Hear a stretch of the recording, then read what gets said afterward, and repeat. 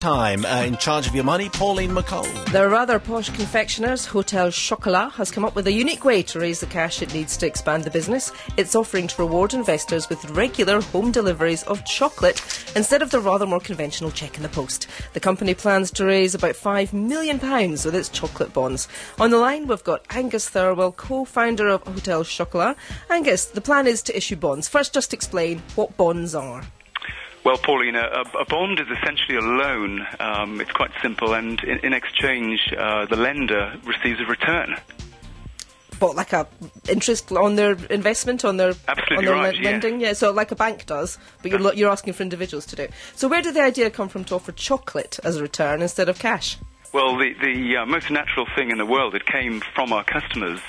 We had an event for our top 50 customers who've been with us for the longest amount of time in our chocolate tasting club, and we threw open the doors of our factory to them, which is not normally open to the public.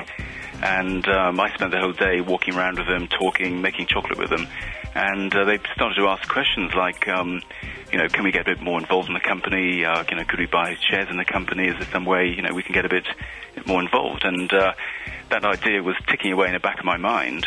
And a few months after that, we realized that we had some very, very exciting development projects which we'd like to do, and we would really need to raise some development funds to be able to do that. And so we put the two together with the format of the Chocolate Tasting Club, which is that every month we create a completely new selection of chocolates for our club members and send it out to their homes.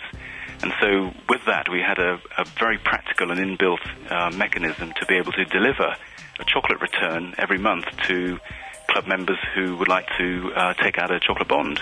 Do you know of anything else like this in the investment world? Not to my knowledge, no. I mean, we have done a few unusual things in the past. We're known for being, sort of creatively driven and slightly unusual in our approach sometimes. And I think this is one of our best ones. What did the financial regulator make of it? Because you do have to have approval for this sort of thing. Oh yes, this sort of thing is incredibly carefully regulated, and we've taken out some. We've partnered with some very good advisors who have checked over the terms of the chocolate bonds very, very carefully, and we have FSA approval to be able to offer these.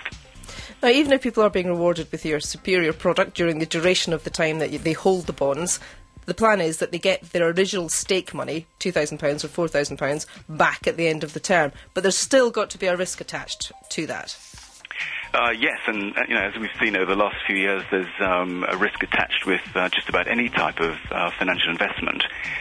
We have a long track record. I've been in business 20 years building this up, and we have a strong brand, and all that's actually outlined in our invitation document, which we're mailing out to our club members on Friday. And you can probably imagine the advisors we've got have also looked at our figures very carefully to make sure that we're resilient enough to be able to offer this, and carry out our obligations. OK, Angus, thank you very much indeed. And I suppose it's quite nice to know that your investors will in fact just be eating the product rather than actually spending the cash. Is he going to be sending some round just so that we can... I don't know, let's check. Angus, any chance of sending some round so we can try a little bit? I would have thought so, yes. Okay. Definitely on the way. All right, thank you very much indeed, Angus. That's probably well touted there. Has that broken a few rules?